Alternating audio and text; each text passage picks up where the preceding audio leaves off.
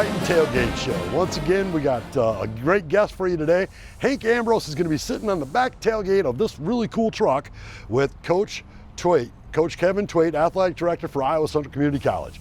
I think they're going to have some fun. They're going to talk about soccer, they're going to talk about football, they're going to talk about all of our fall sports, and they're going to even play a game. One thing I know for sure is there are no games here at Mark's Auto Mart, right, Jeremy? That's right. So tell me about what's the experience somebody can have when they walk into Mark's Auto Mart? When you come here, it's just a friendly atmosphere. We're not high pressure. We're not pushy. We just want to make friends, turn all of our customers into friends, and sell them a car along the way. There you go, and you turn friends into customers. I like that. Right. I like that too. Right. So tell me about this truck. We got a Dodge Ram here. Yep, we got a 17 Ram, 88,000 miles, Laramie. It's just got leather, all the bells and whistles. 28.9, very nice, clean truck.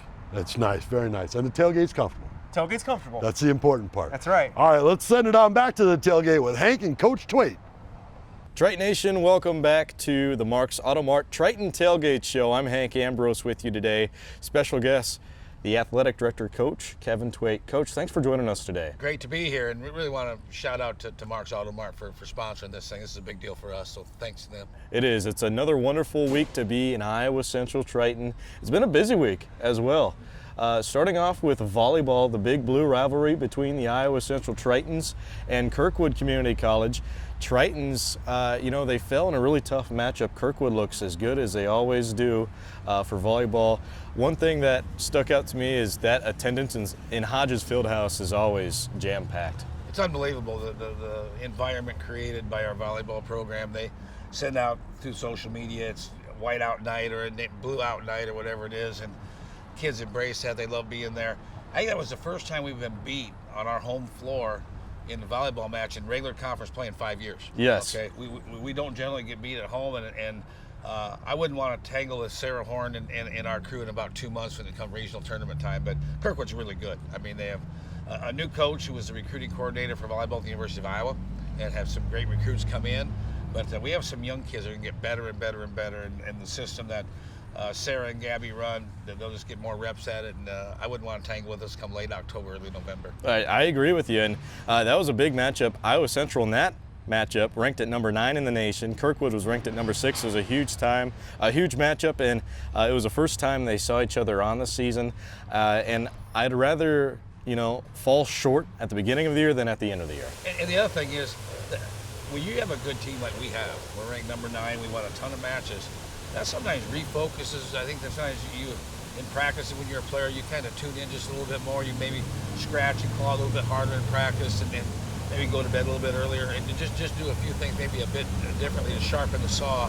That's what the great teams do. They learn from a loss, and I know that's what Sarah's crew will do. Certainly. It was a busy day that very same day for the soccer teams as well. So the women's side, 16-0 was the final score over Marshalltown Community College. That is just unheard of. It really is. And you feel bad for Marshalltown. They only had, you play with 11 in soccer, they had 9. They had a goalie plus 8, and they were down with some injuries, etc. And then they're just kind of started a women's program not long ago. And I credit Jordan Simonauer and Nathan Koss, because it could have been a lot worse than that. I was at the first half of the contest, and it was 5-0. I think we played about 4 minutes. And so Jordan did a wonderful job of getting everybody in, and then second half, we didn't force the issue. We kick it around on the back end of the field before we would attack, and just try to do everything we could not to get it too out of hand. Yet the other thing is, there's a lot of kids that don't get to play very often in the varsity game. It's their turn to shine, so it's a fine line there, because you can't tell somebody not to score either. So great job. Then our men, what a battle, 1-to-1. Marshalltown has historically a very fine program. We're strong in men's soccer as well. Pablo and Brett do a great job there. And then for us to tie 1-1, and they don't play overtimes anymore or have the shootouts like they used to. So now in regular season, a tie is a tie. It was a 1-1 tie, and 2 really good teams were playing in that men's game. One more thing to add on for soccer is I love the system that Coach Jordan has went through. Started out with the men's as an assistant coach under Coach Pablo for a long while. Now this is his second year as he head women's soccer coach. Yep. Talk about Coach Jordan and his role as an Iowa Central Triton. Really developed, as a player here for us, and then now as a coach here for us. And you transition from that assistant role, you move over 18 inches, and there's a whole new set of problems when you do that. 'Cause when you're the assistant coach, you put out a few fires here and there. When you're a head coach, there's a lot more coming at you every day. Yeah. And he's just done a really masterful job with that, and very bright future ahead of Jordan Sibenall, our head women's soccer coach. And we're really proud of what he's done. And we were ranked, I think, 14th about a week and a half or so ago, and then stubbed our toe at Iowa Lakes. I think it was 1-0 or something, but we'll be in the top 20 here pretty soon. Certainly. By the time this video airs, we're going to be in the pregame show for the game this Saturday for football. It's going to be another great matchup. Iowa Central Tritons taking on Hutchinson. Let's start out in the week prior versus Garden City Community College, a historic community college. One thing to note in that matchup, besides the Triton win, of course, is how many penalties that Garden City committed, but weren't very disciplined on the sideline. Do you expect that to play a factor in the matchup against Hutchinson because the tempo was just so all over the place? Hutchinson's a way, way different team than Garden City. Yeah. Now, they might not be as talented as Garden City, but they're a better team. There's a big difference there. Kirk Ferentz has a saying that he uses, it's right in his office, and it says, "My job is not to assemble the most talent, it's to assemble the best team." There's a fine line there, okay? Yeah. And so Garden City had probably 35 to 38 Division I bounce back kids, and tremendous athletes, tremendous players. Not a lot of team, not a lot of, I don't think, loyalty or buy-in. A lot of individuals, and that was it. That was shown, and not a lot of discipline. Where Hutchinson is a team and a tremendously disciplined group, and they played for the national title a year ago. Iowa Western beat them for the national championship a year ago. They returned a lot of fine players from that team. But you know what? We got them in the backyard. We got them at Dodger Stadium, and I wouldn't bet against us at Dodger Stadium. It'd be a great matchup. Two Billy Goats on a bridge.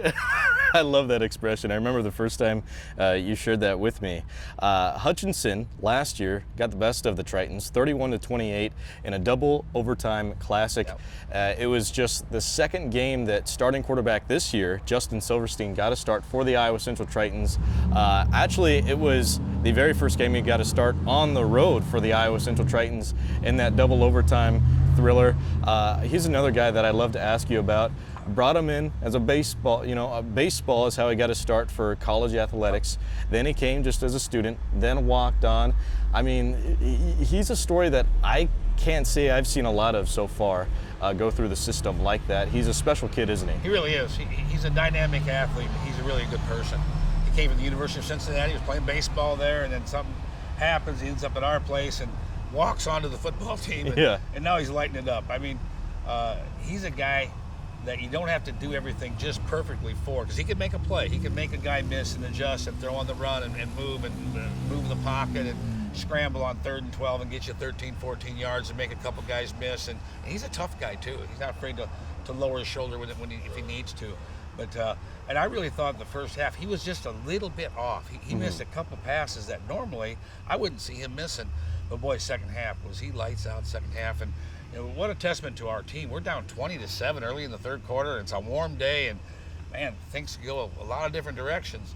And we end up outscoring them 23-0 from early in the third quarter on and winning 30-20. What a testament to Coach Montalto, the culture he's built. And hey, don't worry about what happens early in the game. It's a 3-hour deal. It's a full quarter thing, and our kids really buy in and finish the game. Did a great job. And I'd also like to add there is it was really windy all throughout the contest. And I think that played a factor in the passing game. As the game went along in the second half, the Tritons played much, much better. Yep. As a former head football coach, would you rather your team go out and perform better in the second half or the first half heading into the following week? Well, second half, because that way you've got that momentum and you building upon that great half that we just played to win that big game. Because then they were number 5, we were number 9, and we beat them at our place, and you can build on that. Now this week, they're number 1, we're number 5, and so we can build on that momentum from last week, and I think the Titans will. You talked about the foundation that Coach Montalto has built from the Iowa Central Tritons since he's taken over as a head coach since your departure. He came from Upper Iowa University in the very beginning as a player, and he played wide receiver. And I'd love to ask you about what are some of the in your opinion, the best positional groups turned coaches, since he was a star wide receiver for the Peacocks up at Upper Iowa University? Well, you know, when you have the background that Coach Montalto has, and keep in mind, he's in their Hall of Fame because of how he played receiver. Unbelievable college athlete. Great baseball player too, by the way. And then Coach at Upper Iowa, he coached their receivers for a while and your quarterbacks for a while. So he's got that mindset, a great offensive mind of spreading the field and getting matchups he wants against linebackers and safeties with our slot receivers in motion to an empty set with our one back, get him on a linebacker. And you can just see it if you're a coach saying, Coach won that matchup. You know, it was our guy against their guy, and our guy's better than that guy. Where maybe they've got a couple matchups they're better than we are at this spot, but these three we're better than they are when we do some things to get it. He's got a brilliant offensive mind, and I've seen great offensive line coaches have come head coaches. I've seen great receiver, running back coaches, great defensive coaches. What he does, he has complete buy-in with our football team right now. There's nobody wavering and wondering what they're supposed to do or what their role is. They buy in, and that's hard to find in this day and age. He's created an unbelievable culture at Iowa Central for our football program. And by the way, new field getting set up over at Triton campus. We got to talk about that now. Iowa Central has been practicing over at Dodger Stadium. Could you tell us about the build that the Tritons have had at Triton campus on the new turf field? Sure can. We used to have 2 grass practice fields, and they sat about 6 feet below everything else. And so if it rained, we'd basically flood out, and we'd be in a mud pile for about 3 or 4 days. We'd muddy through it somehow, literally. Yeah. But at the end of the day, Dr. Ulrich had the vision, hey, let's create something really special on our campus to enhance our athletic programs, not just football. And so we built up this facility about 6-8 feet, did a lot of groundwork. We have a beautiful field turf practice facility coming in, and we're actually doing the walk around this coming Tuesday, and I expect us to be practicing football there Tuesday afternoon. Awesome. Okay? And it's going to serve men and women's soccer. It's going to serve football. It's going to serve rugby. It's going to serve track and field. Heck, baseball and softball hit grounders on it. It's going to be used. We have Musco lighting on it. We're not going to play football games there. We can't replicate Dodger Stadium. We don't have enough in the cost with locker rooms and concession stands and bleachers and the whole thing out the roof. But in football, you spend 95% of your time in a practice setting, with whether it's spring ball or whether it's preseason or during the season. So we're so jacked up about it. Football's going to practice there. Down the road, one of the soccer programs will practice from 7 to 9 in the morning. Then they'll take later classes during the day. Then the other football will have 3 to 6 time slots. 6 to 8 will be the other soccer. 8 to 10 might be rugby. 8 to 10 might be intramurals under the lights. And so if soccer plays a home game, we will play home soccer games next year. 1 to 3 will be the women, 3 to 5 the men's game. Football will practice 6 to 9 at night. I mean, it's going to get used, and our athletic program is going to benefit so much from it. Wonderful, wonderful. Well, sounds good. I appreciate you joining us so far for the Marks Auto Mart Triton Tailgate Show. I got a game I'd like to play with you, Coach. Yeah. I want to do a throwback photo game. Now, these are all Triton staff members. Okay. 4 of them are coaches. One of them, 3 of them are current coaches. One is a current teacher, former coach, okay. and then another one is another Triton staff member. Love it. Got some throwback photos for you, and they're going to get a little more difficult as we go through. Okay. Just one second here. So the first one, a little simple. Oh, Coach Montalto when he was Yeah. a lot younger. He must have been an assistant coach and didn't have near as much gray hair at that point. I know, look at all that whole head of, I mean, he's still got a great head of hair, but very spiky back in the day. That's an early 2000s shot. Here's one. Now this is a throwback, a true throwback. Coach Peterson. It is Coach Peterson. Coach Peterson, great baseball coach. What a great English teacher, and a friend of mine. And wow, he took over for Coach Sandquist and just did nothing but great things with the baseball program. Just a treat to have on our campus. And a real head of hair in that photo. For sure. That is a throwback. Here's one that might be tough. Neil Adams? No, but a good guess. I thought that when I first saw it as well. Who is it? That is Jeremy Smith. Oh, Schmitty. Oh my gosh. That is Jeremy Smith. The Triton Blue, the marching band, baby. I love it. I went back and found an old church photo of him playing the drums at a church. This one, I mean, this is really tough. This is a current coach. The sun's a little tough out here, but Yeah. we'll figure this thing out here. It is a toddler photo too. Is this the coach? Yes. Or the young one's the coach? Yes. Oh my goodness. This is early 80s, late 70s. Sarah Horn? That is Sarah Horn. Sarah Horn, I'll be darned. Well, her daughters, when they were that age, looked somewhat like that. So I thought, well, maybe that's it. Speaking of Sarah Horn and the daughters, I mean, Eden and Emmy. Eden's, I think, 12 years old. She's about 6'1". I know. And then Emmy, I'm not sure how old she is, and she's going to be about, I mean, they're unbelievable. And Hunter's a great athlete. What a great family. How lucky are we to have Guy Horn, head athletic trainer, and Sarah Horn with the volleyball. Unbelievable. Phenomenal. And a star basketball player for the Fort Dodge Dodgers, Hunter Horn, is to come. I'm excited to see, hopefully, a future Triton. And then this one's going to be really tough. This is from a Halloween party. That is a current coach dressed as a Raphael of the Teenage Mutant Ninja Turtles. Oh my gosh. It's a big guy. Is that Justice Clegg? That is Coach Clegg. Yeah, there you go. I did not think you were going to get Coach Clegg there. Yeah. Great job. Wonderful stuff. Well, that's 100%, Coach. Well, that's what we expect at Iowa Central, right? Always. Awesome. Well, Coach, thanks for joining us for the Mark's Auto Mart Triton Tailgate Show. I appreciate you and your time. Great to be here, and thanks for being the voice of the Tritons, Hank. You do a great job. Oh, I love it. We'll be right back to the broadcast in just a little bit. Right after this, this has been the Mark's Auto Mart Triton Tailgate Show.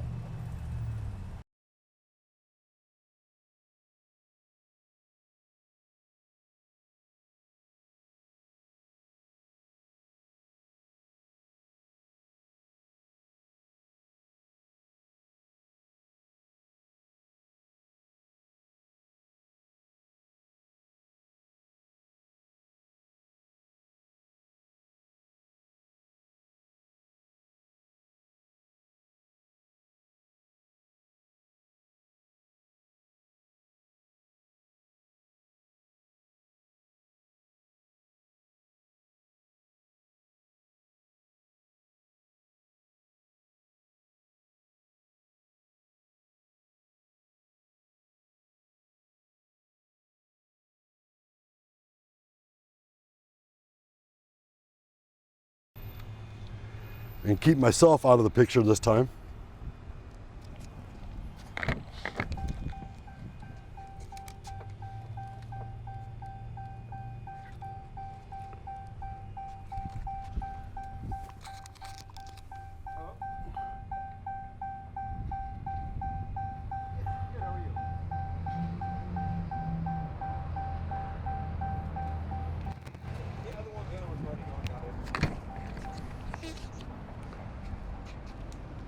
Yep, the other one was perfect. Yep.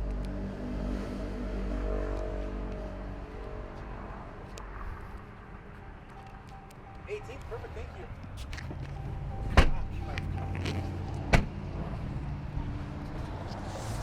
All right. I think we're pretty good.